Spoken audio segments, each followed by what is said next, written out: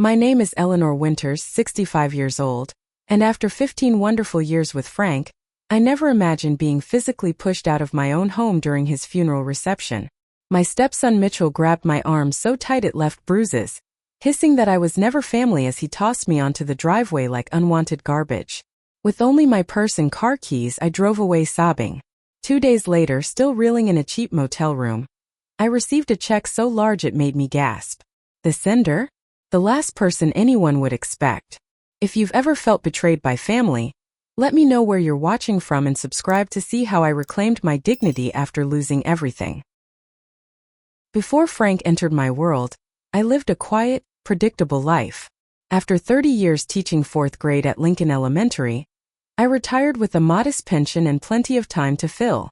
My first husband, Richard, had passed away from cancer 7 years earlier, leaving me alone in our small suburban home.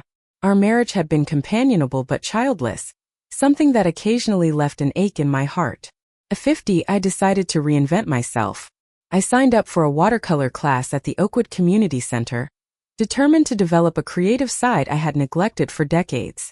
That first Tuesday evening, I arrived early, nervously arranging my new brushes and paints at an empty table.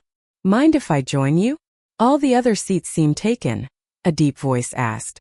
I looked up to see a tall, distinguished gentleman with salt and pepper hair, and the kindest blue eyes I'd ever encountered. Frank Harrington, as he introduced himself, was a recent widower who owned a successful commercial real estate development company. He claimed to have 2 left thumbs when it came to art, but his self-deprecating humor and genuine interest in learning something new immediately charmed me. "I built shopping malls for 30 years, he confessed during our coffee break. "Now I want to build something beautiful just for the joy of it." We were the worst painters in the class, but after our 3rd session, Frank asked if I'd like to continue our critique over dinner. That meal stretched into 3 hours of conversation about books, travel dreams, and our shared love of gardening. By the time he walked me to my car, I felt a flutter of excitement I hadn't experienced in decades. Our courtship unfolded like a beautiful novel. Frank brought me fresh flowers each time we met. Not store-bought arrangements, but thoughtful cuttings from his own garden. We attended the symphony together, his hand finding mine during particularly moving passages. On weekends, we explored small towns within driving distance, hunting for antique stores and local cafes. "Eleanor, you make me feel young again," he told me one evening as we watched the sunset from his back porch. His spacious Tudor-style home in Willowbrook Estates reflected his success, but he wore his wealth modestly.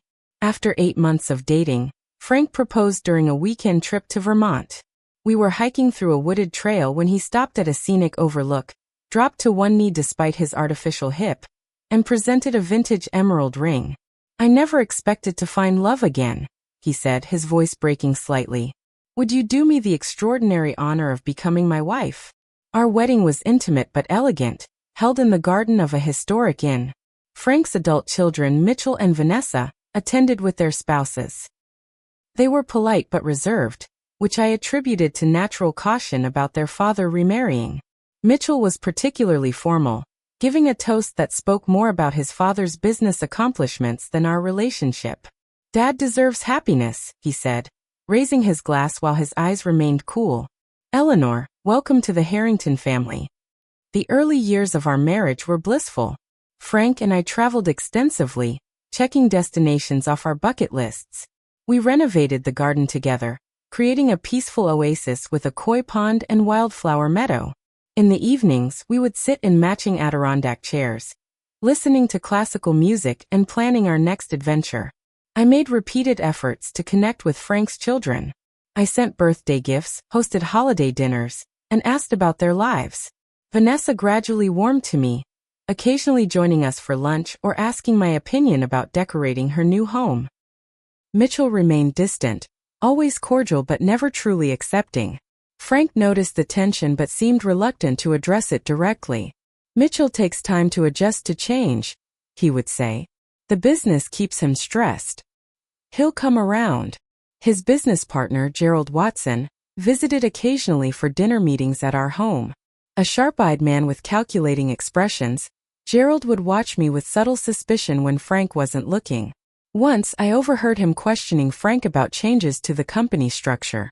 "Are you sure about adding Eleanor to the family trust?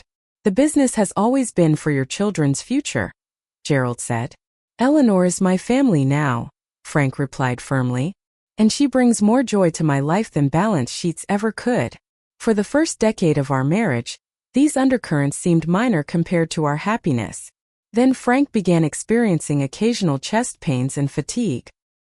Initially, we dismissed it as normal aging, but when he nearly collapsed while mowing the lawn, I insisted on a doctor's visit. The diagnosis was concerning but not immediately alarming. Early signs of heart disease requiring medication and lifestyle changes. Frank took the news philosophically, joking that it gave him an excuse to hire a landscaping service. But I noticed a new fragility in his movements, a caution that hadn't been there before. Still, we adjusted and continued our life together. We shifted from international travel to local excursions. Our garden became more of a sanctuary than ever. And though I didn't realize it then, the clock on our happiness had begun an inevitable countdown. The shift in our family dynamic happened so gradually that I barely noticed it at first. Mitchell began calling his father more frequently, often discussing business matters that stretched into evening hours. Frank would emerge from these calls looking tired, but would brush off my concerns. "Just some restructuring at the company," he would say. "Mitchell has good instincts for business." Vanessa started dropping by unannounced, sometimes with documents requiring Frank's signature. While she remained pleasant to me, I noticed she would steer Frank into his office for private conversations. "Family business matters," she explained with a tight smile when I offered them coffee during one such visit. The first real alarm bell rang when Mitchell suggested changes to Frank's will during a Sunday dinner at our home. We had just finished the main course when he casually mentioned it. "Dad, we should update your estate documents," he said, buttering a roll. "The tax laws have changed, and we could save the family a significant amount if we restructure things now." Frank looked uncomfortable. "I'm not sure this is dinner conversation, son. It's just practical planning," Mitchell insisted, glancing briefly at me. "Nothing morbid about it. Gerald and I have been running projections, and with your health considerations, timing could be important." That night, I asked Frank about the conversation. He sighed heavily as he removed his reading glasses and set aside his book. "Mitchell worries too much," he said. "But he might have a point about reviewing things. The doctor did mention my cholesterol isn't responding to medication as well as they'd hoped. Is there something about your health you haven't told me?" I asked, my stomach tightening with fear. Frank took my hand. "Nothing specific, sweetheart. Just the general reminder that none of us lives forever. And with my business, the estate planning is complicated." A few weeks later, I was searching for stamps in Frank's desk drawer when I came across an envelope marked Revised Trust Documents. I hesitated, feeling guilty about prying but worried about what Mitchell might be orchestrating. Inside were papers indicating the family business shares were being redistributed, with my potential inheritance significantly reduced from what Frank had previously described to me. I decided not to confront Frank immediately. His color had been poor lately, and his energy seemed to ebb earlier each day. Instead, I planned to bring it up during our upcoming weekend getaway to the lakeside cabin he loved. Before that conversation could happen, Mitchell and Vanessa invited themselves to dinner. Vanessa brought her husband Scott, but Mitchell came alone, explaining his wife Diane had a charity event that evening. The dinner began pleasantly enough, with discussions about Scott and Vanessa's children and their school achievements. Then Mitchell cleared his throat and looked directly at me. "Eleanor, I noticed the household expenses have increased quite a bit over the past quarter," he said. I put down my fork slowly. "Excuse me. The landscaping service, the new furniture for the sunroom, the weekend trips," he continued. "It adds up to a substantial amount." Frank intervened. "Mitchell, those expenses are none of your concern. Eleanor and I decide together how to spend our money." "It's family money, Dad," Mitchell said, his voice hardening. "Money that built the business. Money that should be preserving your legacy." Frank's face flushed. "That's enough. Eleanor is my wife, and this is our home." The evening ended awkwardly, with Vanessa attempting to smooth things over while Mitchell remained coldly polite. After they left, Frank seemed exhausted, His breathing labored as he sank into his armchair. "I'm sorry about Mitchell," he said. "He's always been protective of the business." "Frank, is there something going on that I should know about? With the business or with your health?" I asked directly. He hesitated before answering. "There have been some challenges with the development project in Riverdale. Mitchell is under pressure, and he's not handling it well." He reached for my hand. "As for my health, the doctor wants to adjust my medication again. Nothing to worry about." But there was plenty to worry about. 2 days later, I found Frank in his office, hurriedly locking a file cabinet when I entered with his afternoon tea. "Just organizing some old papers," he said with an unconvincing smile. That night, I woke at 3 a.m. to find his side of the bed empty. Following the sound of quiet voices, I discovered Frank in his study, speaking intensely on the phone.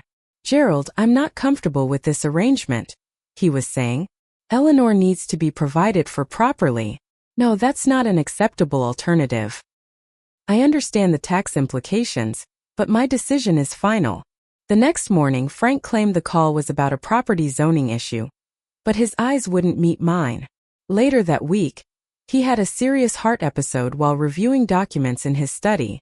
I found him gray-faced and struggling to breathe, and called an ambulance immediately.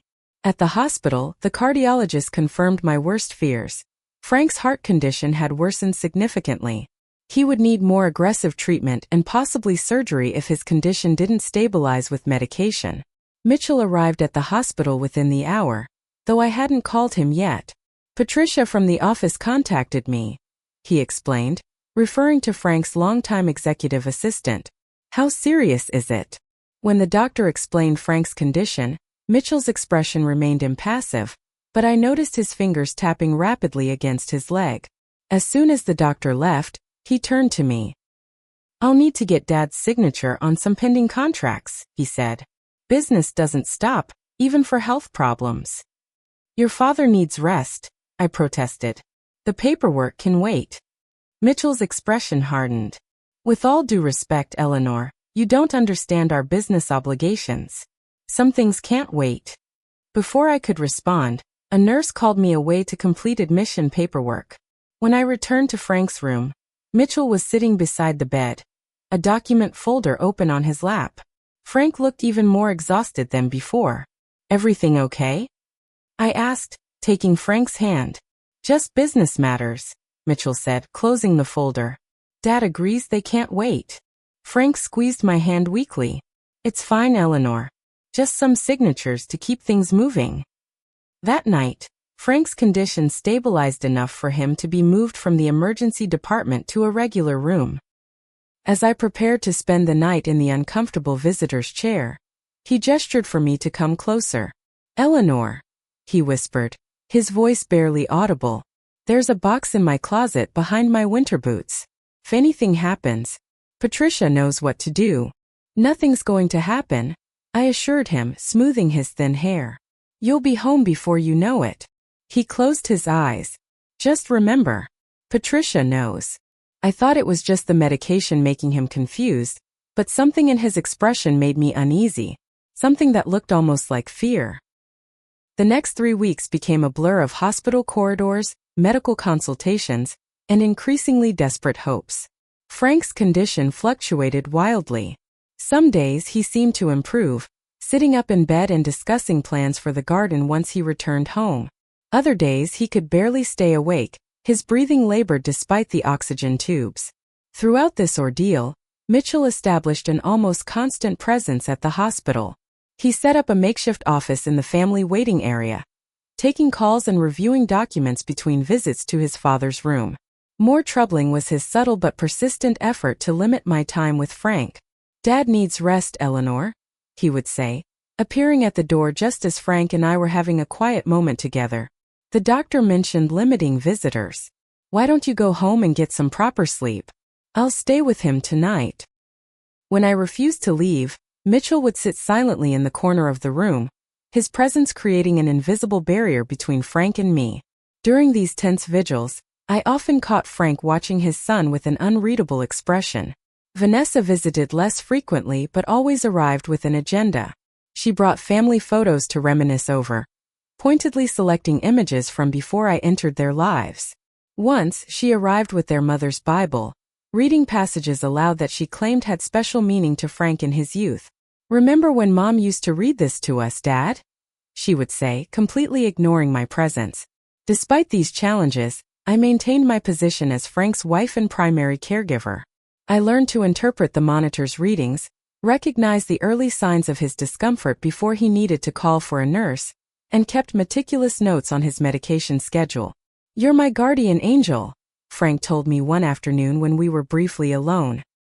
His voice was weak but clear. "I don't know what I'd do without you, Eleanor." "You'll never have to find out," I promised, pressing my lips to his papery knuckles. The following evening, after 19 consecutive days at the hospital, Dr. Levine suggested I go home for a proper night's rest. "Frank is stable tonight," she assured me. "His numbers are looking better than they have all week. A few hours of real sleep would help you stay strong for him." Frank agreed. "Go home, sweetheart. Take a hot bath. Sleep in our bed. Come back refreshed in the morning." Reluctantly, I agreed. I kissed Frank goodbye, whispering that I would be back first thing in the morning. He smiled and squeezed my hand 3 times, our private code for, "I love you." At home, the house felt eerily quiet. I took the doctor's advice, soaking in a bath and then falling into a deep, exhausted sleep in our bed. The phone's shrill ring jolted me awake at 3:27 a.m. "Mrs. Harrington?" a gentle voice said. "This is Nurse Garcia from Memorial Hospital. I think you should come in right away. Your husband's condition has changed suddenly." I drove through the empty streets at dangerous speeds, praying words that tumbled over each other incoherently. When I reached the hospital, I knew from the staff's expressions that I was too late. "He went very peacefully," Dr. Levine told me, her hand warm on my shoulder. "There was a sudden arrhythmia. We did everything possible, but he didn't respond to treatment." "Was he alone?" I asked, the thought unbearable. "No," she said. "His son was with him." Mitchell emerged from Frank's room, his eyes red but his composure intact. When he saw me, his expression hardened. "You weren't here," he said flatly. "He asked for you at the end, but you weren't here." The accusation cut through me like a blade. Had Frank truly called for me in his final moments? Or was this Mitchell's cruelty, finding the most painful thing he could possibly say? The next days passed in a fog of grief and administrative tasks. Mitchell took immediate control of the funeral arrangements, consulting me only as an afterthought. Dad always preferred traditional services, he stated when I suggested a celebration of life centered around the garden Frank had loved. "We'll have the ceremony at Oakwood Memorial Chapel, followed by burial beside Mother." I hadn't even known Frank owned a plot next to his first wife.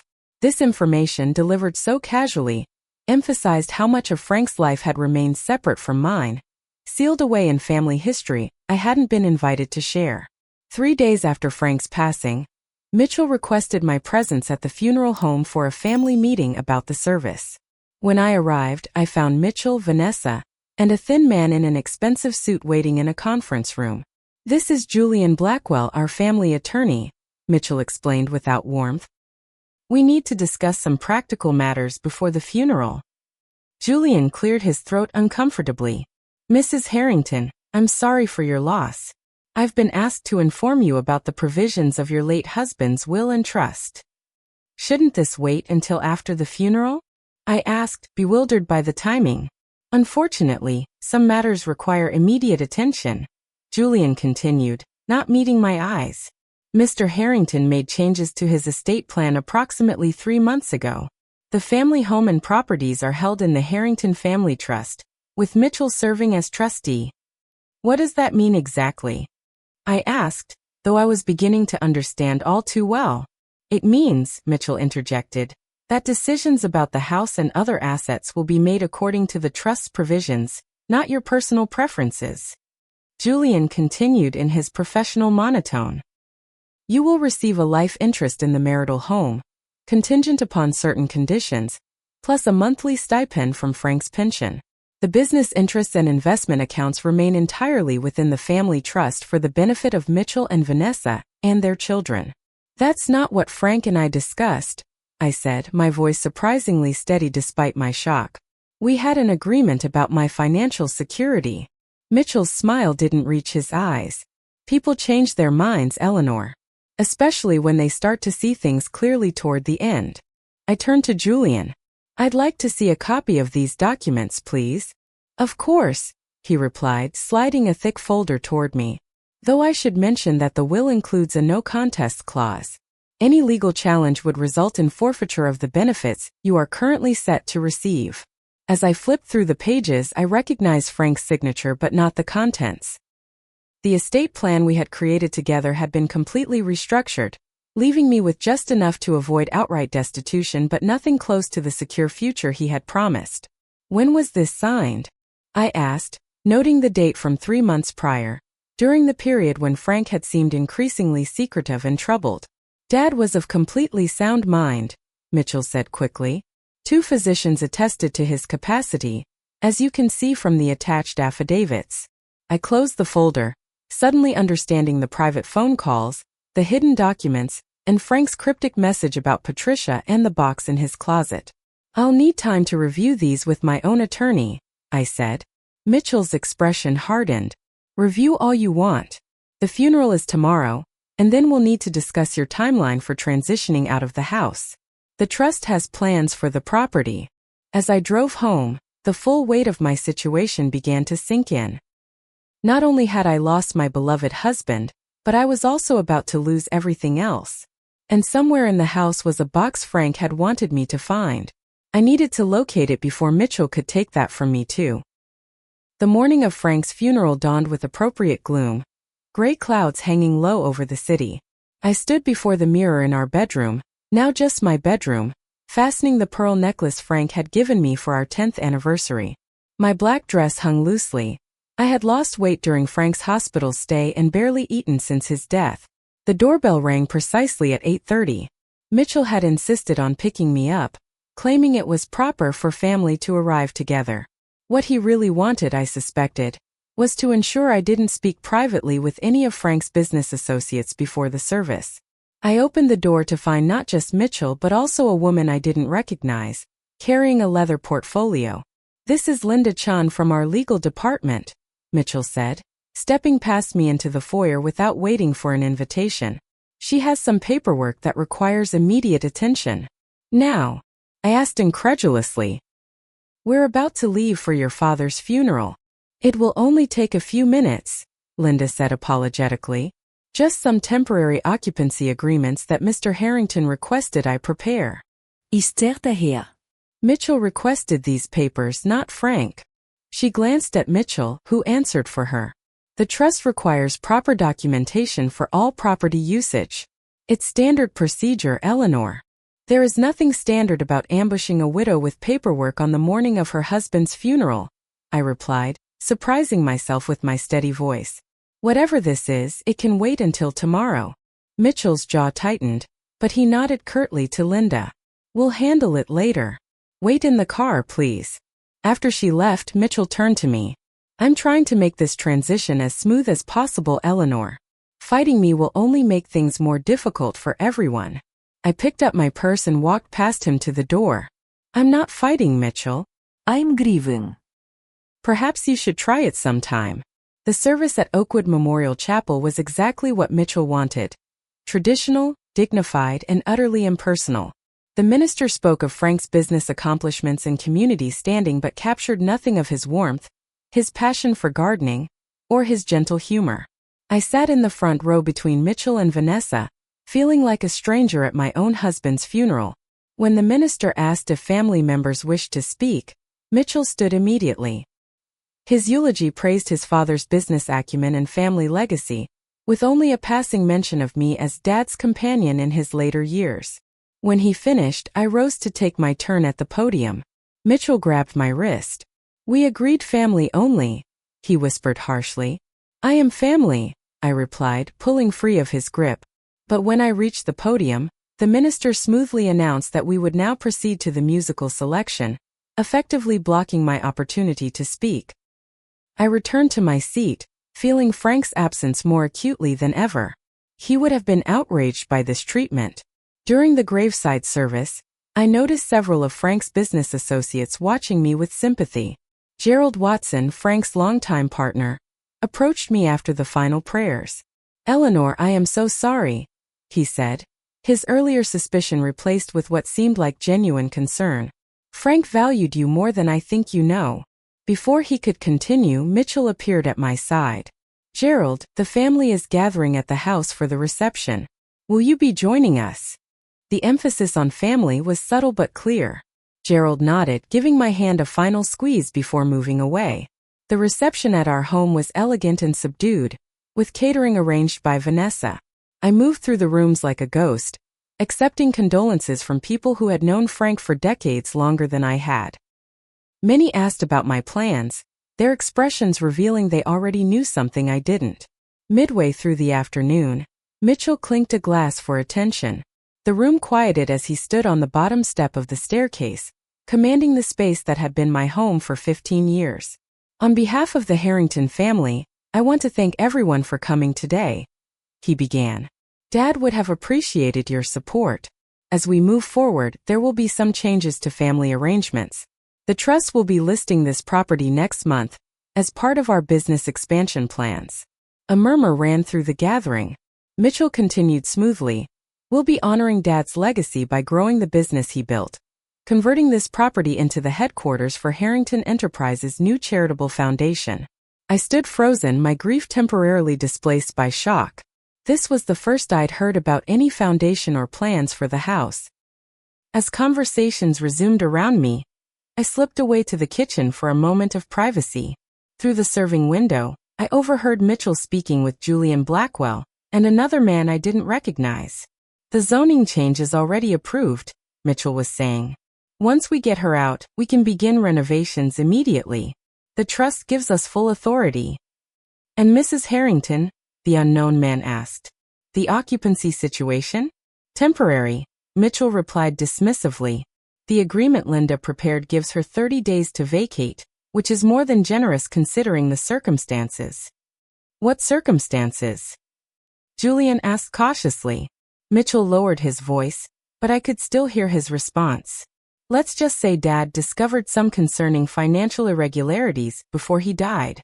Nothing we can prove definitively, but enough to justify the changes to his will." The blatant lie struck me like a physical blow. Frank had never accused me of any financial impropriety. In fact, I had been scrupulous about keeping my expenses modest, often using my own teacher's pension for personal purchases. I stepped into the dining room, unable to contain my anger. "What financial irregularities, Mitchell?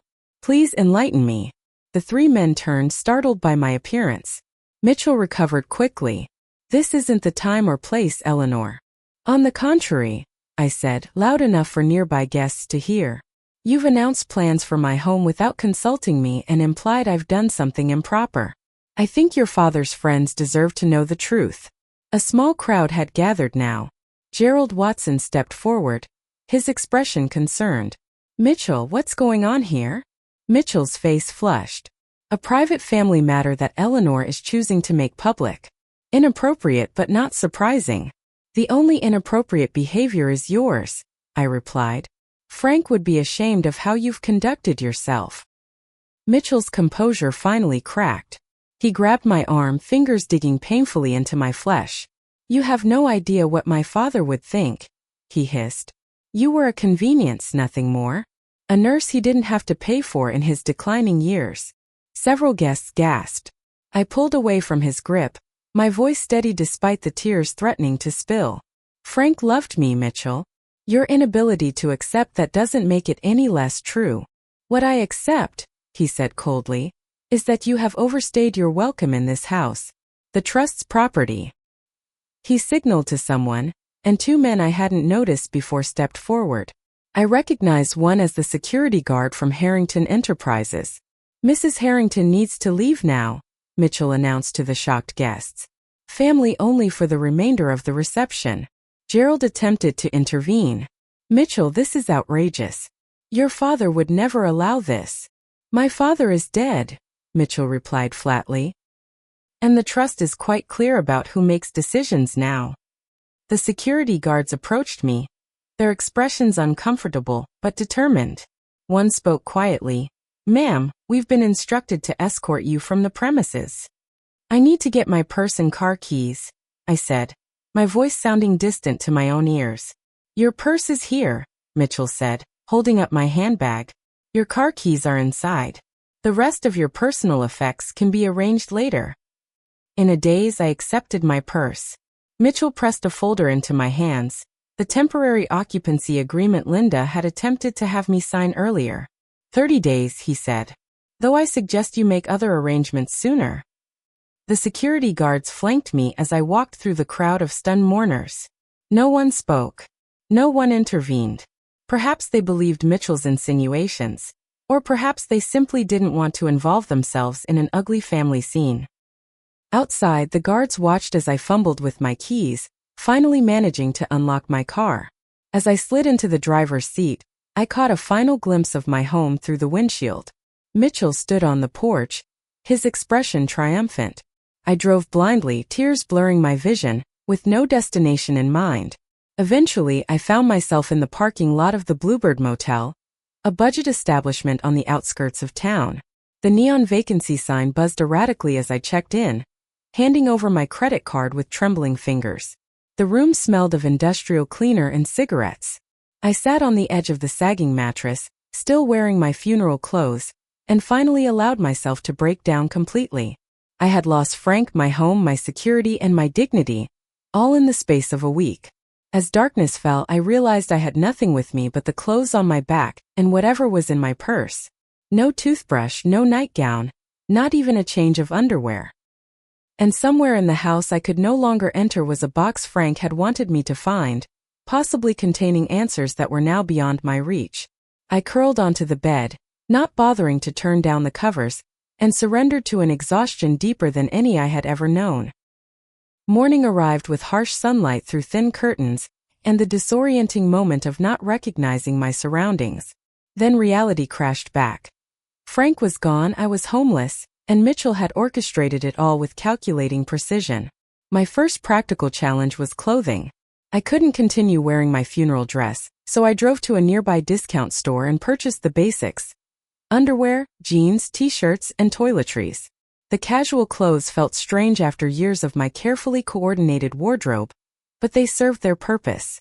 Next came the task of finding temporary housing. The motel was expensive relative to its quality, and my credit card wouldn't sustain an extended stay. I sat in my car in the parking lot, scrolling through my phone contacts and considering my options. Most of our social circle had been Frank's friends first, people who might hesitate to defy Mitchell by helping me.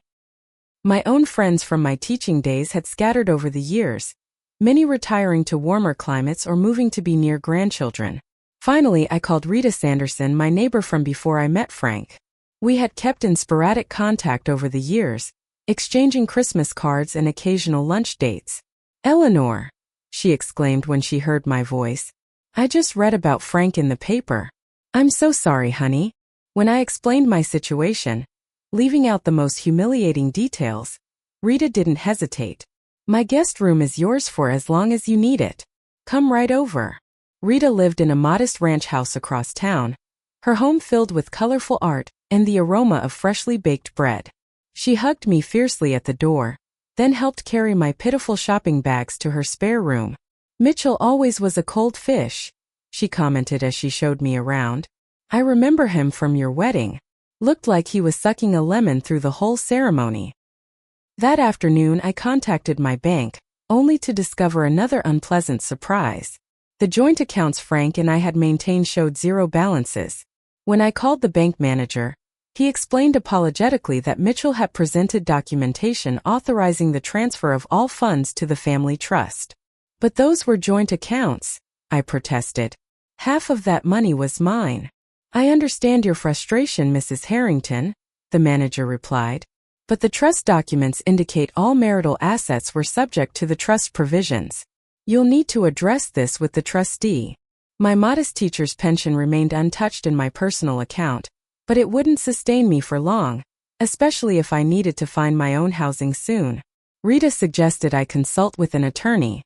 "Even if that snake Mitchell has everything tied up legally, You should know your options, she insisted. The following morning I met with Lawrence Greenfield, a retired attorney retinue from her church. Lawrence reviewed the documents Mitchell had given me, his expression growing increasingly grave. This is troubling, he said finally, removing his reading glasses. The changes to Frank's estate plan are dramatic and quite recent. If he was already ill when these were signed, there could be questions about undue influence or diminished capacity. Can I challenge it? I asked. Lawrence sighed. The no contest clause makes that risky. If you challenge and lose, you forfeit even the modest provisions Frank left you. And litigation would be expensive. Mitchell has the resources of the trust behind him while you. He gestured delicately at my discount store outfit. I left Lawrence's office feeling even more defeated. Not only had I lost everything, but the legal system seemed designed to protect those who already held the power and resources. Back at Rita's house, I found a message on my cell phone from a number I didn't recognize. When I called back, a woman answered. Eleanor? This is Patricia Daniels, Frank's executive assistant. My heart raced. Patricia had been with Frank for over 20 years, managing his calendar and often serving as his right hand in business matters. Patricia, I said, relief flooding through me. Frank mentioned you before he died. He said you would know what to do about something, but I wasn't sure what he meant. I know exactly what he meant, Patricia replied, her voice low. But I can't discuss it over the phone. Can you meet me tomorrow? Somewhere private. We arranged to meet at a diner on the edge of town, a place unlikely to be frequented by anyone from Harrington Enterprises. I arrived early, claiming a booth in the back corner where we could speak without being overheard. Patricia appeared precisely at noon, carrying a weathered leather briefcase. She was a trim woman in her 50s with shrewd eyes and an efficient manner. Mitchell fired me this morning, she announced without preamble, sliding into the booth. Claimed the company was restructuring administrative positions. I'm so sorry, I said, genuinely distressed for her. Patricia waved away my concern. I've been expecting it since Frank died. Mitchell has been looking for an excuse to get rid of me for years. I know too much. She patted the briefcase. Including this. She opened the case and removed a small lockbox, sliding it across the table to me. Frank gave me this about 3 months ago, right after his last round of tests showed his heart was worse than expected. He made me promise to get it to you if anything happened to him. My hands trembled as I accepted the box. Did he tell you what's inside? Patricia nodded. He was afraid Mitchell and Vanessa might try to cut you out. He'd seen signs of them maneuvering, especially after Gerald warned him about some questionable transactions Mitchell had authorized. What kind of transactions? I asked. Transfers from the main company accounts to subsidiary companies Mitchell had established without Frank's knowledge. Nothing technically illegal, but definitely not what Frank had approved. Patricia leaned forward. Frank suspected Mitchell was preparing to push him out of day-to-day operations, using his health as justification. She pointed to the lockbox. The combination is your wedding anniversary. Month, day, year, all 2 digits. I spun the dials to October 22nd, 09, and the lock clicked open. Inside, I found an envelope addressed to me in Frank's distinctive handwriting, a USB drive, and a cashier's check that made me gasp aloud. The amount was $1.5 million. Frank set up a separate account years ago, Patricia explained. Money from his personal earnings, not company funds. Mitchell never knew about it. Frank transferred everything to that cashier's check 2 months ago, when he realized how serious things were getting. With shaking hands, I opened the letter. My dearest Eleanor, if you're reading this, then my worst fears have come true. I'm so sorry I couldn't protect you better from what was coming. Mitchell and Vanessa never accepted you as part of the family, despite my repeated attempts to bring us all together. When my health began to fail, I noticed Mitchell taking increasing control of my affairs, often when I was too tired to resist. The enclosed check represents everything I could secure for you outside the trust's reach. It's not what you deserve, but I hope it provides some security while you challenge the changes to my will. Yes, I want you to fight, despite the no contest clause. Patricia has evidence on the USB drive showing Mitchell pressured me to sign documents while I was heavily medicated. Gerald also witnessed Mitchell's manipulation and has provided a statement. Know that I loved you completely, Eleanor. Our years together were the happiest of my life. I'm only sorry they ended with this betrayal. All my love, Frank. Tears streamed down my face as I read Frank's words. Patricia reached across the table and squeezed my hand. He loved you very much, she said softly. I've worked with Frank for 20 years, through his first wife's illness and death, through all the business challenges. I never saw him as happy as he was with you. I carefully refold the letter. What's on the USB drive? Recordings of conversations between Frank and Mitchell, documentation of the changes Mitchell made to company finances, copies of the original estate plan before the changes, and medical records showing Frank's medication schedule. Patricia's expression hardened. Frank knew what his son was capable of. He started collecting evidence when he realized Mitchell was manipulating him during his illness. Why didn't he confront Mitchell directly? I asked. Patricia sighed. He tried in his way, but Frank always wanted to believe the best of his children. And by the time he had concrete evidence, he was too ill to manage the confrontation. She hesitated. There's something else you should know. Mitchell has been systematically draining company resources for years. Some of the development projects exist only on paper. Gerald has been investigating quietly. I stared at the check in my hand, feeling a complex mixture of vindication, anger, grief, and renewed loss. Frank had tried to protect me, even as his health failed. He had seen the betrayal coming but hadn't been strong enough to prevent it. What should I do now? I asked, feeling overwhelmed by the information. Patricia straightened her shoulders. First, deposit that check immediately. Mitchell will be furious when he discovers its existence. Second, find a good attorney. Not a family friend but a shark who specializes in trust litigation. The evidence on that drive is dynamite if used correctly. As Patricia prepared to leave, she gave me a final piece of advice. Be careful, Eleanor. Mitchell isn't just protecting his inheritance. He's hiding financial improprieties that could have serious legal consequences. He won't give up easily. I watched her walk away, then turned my attention back to the items Frank had left me. The money would provide immediate security, but the evidence might be even more valuable. For the first time since Frank's death, I felt a flicker of hope, not just for financial justice, but for the vindication of our marriage and the love we had shared. The cashier's check burned in my purse as I drove directly to a bank across town, one where the Harrington family had no connections. The teller's eyes widened slightly at the amount, but she processed the deposit professionally, issuing me a temporary debit card I could use immediately. Financial security, even temporary, provided mental space to think strategically rather than reactively. Back at Rita's house, I plugged the USB drive into her computer and began methodically reviewing the evidence Frank had compiled. The recordings were the most difficult to listen to. Frank's voice, increasingly weak as his illness progressed, contrasted sharply with Mitchell's confident, sometimes condescending tone. In one particularly damning conversation, Mitchell could be heard explaining documents while Frank repeatedly asked for clarification. Just trust me, Dad, Mitchell said.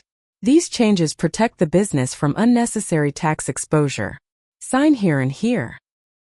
I want Eleanor to review these first, Frank replied, his speech slightly slurred from medication. Eleanor doesn't understand business matters, Mitchell countered smoothly. Remember how confused she was about the Westlake development? Besides, Gerald and I have already vetted everything. Time is of the essence with the tax deadline approaching. A rustling of papers, then Frank's uncertain voice.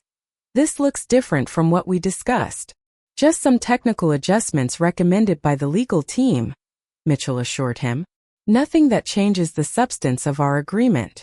The following day, I contacted Alexandra Winters, an attorney recommended by Patricia as someone who enjoyed taking down entitled rich boys. Alexandra's office was sleek and modern, her manner brisk but compassionate as I explained my situation. Mitchell made two critical mistakes, she said after reviewing the USB contents. First, he created a paper trail of his financial manipulations. Second, he underestimated you. She tapped her pen against Frank's letter. This expression of your husband's true wishes, combined with the recordings showing Mitchell's manipulation during periods of medication, gives us solid grounds to challenge the revised estate documents. But the no contest clause, I reminded her. If we lose, I lose everything. Alexandra smiled thinly. We won't approach this as a direct contest to the will. We'll file a separate action alleging undue influence and financial elder abuse. Different legal strategy, different risks. Over the next week, Alexandra and her team meticulously built our case while I focused on practical matters. First, I secured permanent housing, purchasing a modest 2-bedroom condo in a quiet neighborhood with a portion of Frank's money. The simple act of having my own space again restored a measure of dignity Mitchell had tried to strip away. Next, after consulting with Alexandra, I contacted a financial advisor to discuss establishing a charitable foundation. Frank had always supported educational causes, particularly scholarships for disadvantaged students. Creating a foundation in his name would honor his values while also demonstrating that my motivation wasn't purely financial. The Vernon Frank Harrington Foundation for Educational Opportunity, I explained to the advisor. I want to allocate half of the funds Frank left me, $750,000, as the initial endowment. That's very generous, he commented. Most people in your position would use that money for legal fees and living expenses. This isn't about money, I replied. It's about honoring Frank's legacy, his real legacy, not the corporate empire Mitchell is so obsessed with. As these plans took shape, Alexandra discovered a crucial piece of information. The trust Mitchell now controlled had a specific provision requiring ethical and transparent management. Gerald Watson, as minority partner, had standing to request a forensic audit if he suspected mismanagement. Gerald has already expressed concerns about Mitchell's financial dealings, Alexandra noted.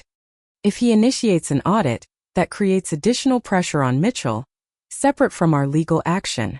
I arranged to meet Gerald at his office, away from Harrington Enterprises. He listened gravely as I shared the evidence from Frank's USB drive, particularly the financial discrepancies. I suspected something wasn't right, Gerald said, shaking his head.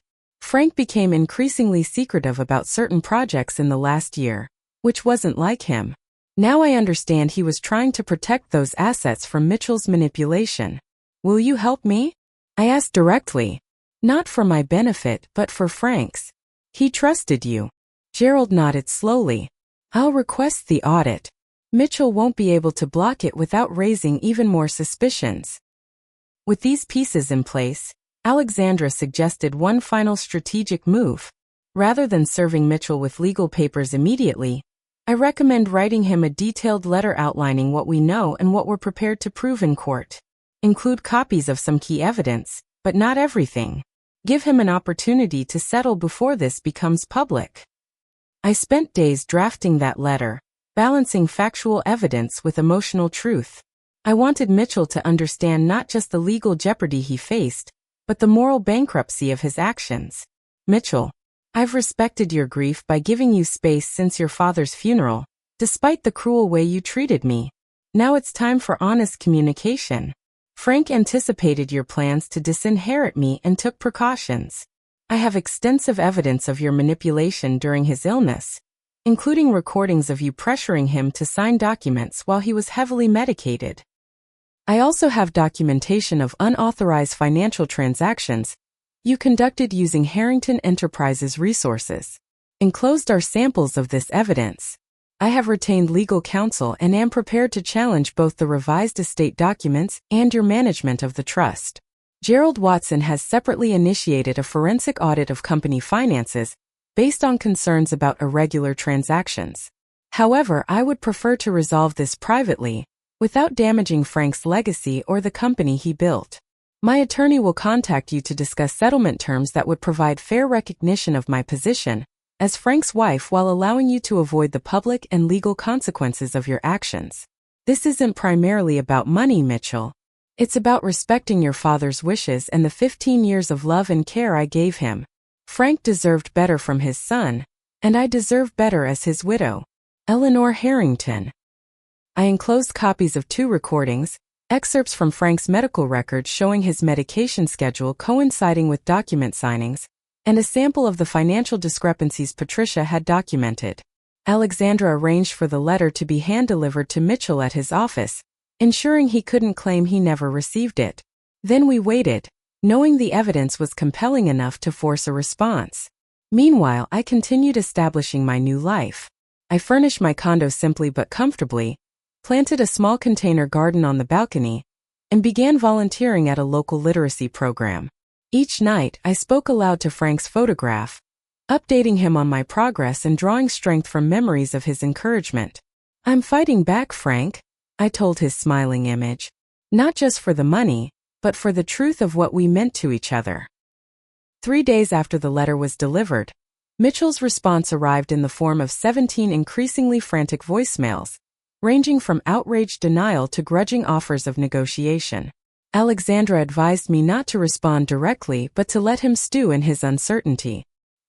"He knows we have him cornered," she explained. "Let him imagine worst-case scenarios for a few more days. It will make him more amenable to a generous settlement." Finally, Mitchell's attorney requested a meeting. Alexandra agreed but insisted on neutral territory. Her office, not the Harrington Enterprises headquarters Mitchell had suggested. As the meeting approached, I felt a strange calm. Whatever happened next, I had already reclaimed my dignity and secured a future Frank would have approved of. Mitchell might still control the business empire, but he no longer controlled my fate. The foundation paperwork was finalized the day before our scheduled meeting. Looking at the official documents establishing the Vernon Frank Harrington Foundation for Educational Opportunity, I felt a profound sense of rightness. Whatever financial settlement emerged from tomorrow's negotiation, Frank's true legacy was already secure. The morning of the meeting, I chose my outfit carefully, a tailored navy suit Frank had always admired, accented with the pearl necklace he'd given me. Alexandra had advised projecting confidence and dignity rather than anger or victimhood. "Remember," she said as we waited in her conference room, "you hold the moral high ground and substantial legal leverage. Mitchell needs this settlement more than you do." When Mitchell arrived with his attorney, Julian Blackwell, I was struck by his appearance. In just a few weeks, he had developed dark circles under his eyes, and his typically immaculate suit looked slightly rumpled. The strain of wondering exactly what evidence we possessed had clearly taken a toll. "Eleanor," he acknowledged stiffly, avoiding direct eye contact. Julian nodded professionally, but seemed equally uncomfortable. Alexandra opened the meeting with clinical precision. "We're here to discuss a fair resolution to several serious matters. The undue influence exerted on Frank Harrington during his illness, the questionable changes to his estate plan, and certain financial irregularities at Harrington Enterprises that may have regulatory implications." Mitchell shifted in his chair. "These are baseless accusations. My father made his wishes clear." Alexandra smiled without warmth. "Perhaps we should review some of the evidence Mrs. Harrington has compiled." She pressed a button on a remote control, and Frank's voice filled the room from a hidden speaker. "Mitchell, I'm too tired to review these documents properly," Frank's weak voice said. "Let's wait until tomorrow when Eleanor can join us." Mitchell's recorded voice replied, "The deadline is today, Dad. These are exactly what we discussed yesterday, just the final versions. Trust me." Frank's sigh was audible. "If you're certain they protect Eleanor's interests as we agreed."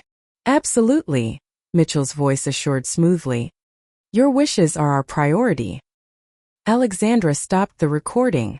This conversation took place on March 12th, the same day Frank signed the revised trust documents. His medical records show he had received a significant dose of pain medication just 30 minutes earlier. Julian leaned toward Mitchell, whispering urgently. Mitchell's face had paled noticeably. "There are dozens more recordings like this one," Alexandra continued. "Additionally, we have documentation of several financial transactions that raise serious questions about the management of Harrington Enterprises under Mitchell's direction." She slid a folder across the table. "This is a preliminary report from the forensic accountant Gerald Watson has engaged. Note particularly the transactions highlighted on pages 12 through 17. As Julian reviewed the documents, his expression grew increasingly grave. He whispered to Mitchell again, more intensely this time. Mitchell finally looked directly at me, his composure cracking. What do you want, Eleanor? For the first time since entering the room I spoke. I want what Frank wanted for me. Security, dignity, and recognition of my place in his life. I want the truth about our marriage acknowledged. And I want his true legacy honored. Julian cleared his throat. Perhaps we could discuss specific terms that might satisfy everyone's interests. Over the next 3 hours, we negotiated a comprehensive settlement. Mitchell initially resisted every point, but the weight of evidence Alexandra presented at strategic moments gradually eroded his position. By early afternoon, we had reached an agreement. I would receive a substantial cash settlement representing my fair share of the marital assets, full ownership of the garden property behind the main house that Frank and I had developed together, and a meaningful ownership stake in Harrington Enterprises with a seat on the board. In exchange, I would not pursue legal action regarding the will or Mitchell's financial manipulations. As Julian drafted the settlement document, Mitchell and I found ourselves momentarily alone when Alexandra stepped out to take a call and Julian left to make copies. Why did he do it? Mitchell asked suddenly, his voice holding genuine confusion. Dad had everything planned perfectly. The business was supposed to stay in the family line. I studied Frank's son, seeing for the first time not just his arrogance but his profound insecurity. Frank didn't see me as a threat to your inheritance, Mitchell. He saw me as an addition to his family. There was room for both his business legacy and his personal happiness. Mitchell looked away. He changed after meeting you. Started talking about more than just growth metrics and market share. That wasn't my influence, I replied gently. That was Frank returning to who he really was before business consumed him. He often told me how he wished you could have known him when he was younger, when he still took weekends off to go fishing or attend community theater. A flicker of something like regret crossed Mitchell's face, quickly replaced by his usual mask of control. The settlement is generous. More than generous. It isn't about generosity, I said. It's about what's right. What Frank wanted. After signing the settlement documents, I left Alexandra's office feeling lighter than I had in weeks. The practical matters were resolved, but more importantly, Frank's true wishes had been honored. I hadn't just secured my financial future, I had vindicated our marriage. In the months that followed, I focused on establishing the Vernon Frank Harrington Foundation. The launch event, held in the garden Frank and I had created together, drew coverage from local media and attendance from many of Frank's former business associates. Gerald Watson agreed to serve as chairman of the board, bringing valuable financial expertise to our mission. In my welcome speech, I emphasized that the foundation wasn't about creating buildings or monuments, but about continuing Frank's quiet generosity, something many of his business colleagues had never witnessed. Frank believed education could transform lives, I told the gathered supporters. Each scholarship we fund represents his faith in human potential and the dignity of opportunity. Mitchell declined my invitation to the event, but Vanessa attended briefly, keeping her distance but observing with evident curiosity. As she was leaving, she approached me briefly. "The garden looks beautiful," she said awkwardly. "Dad always enjoyed showing me the new plantings when I visited." "You're welcome here anytime," I replied sincerely.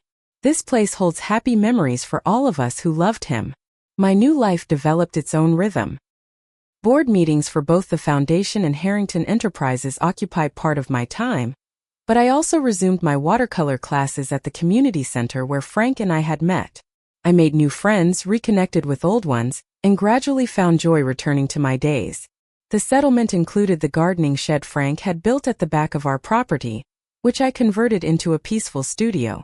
There, surrounded by blooming flowers and birdsong, I could almost feel Frank's presence on quiet afternoons. One spring morning, exactly 1 year after Frank's passing, I received an unexpected package. Inside was a carved wooden box I recognized from Frank's office, with a note from Mitchell. "Eleanor.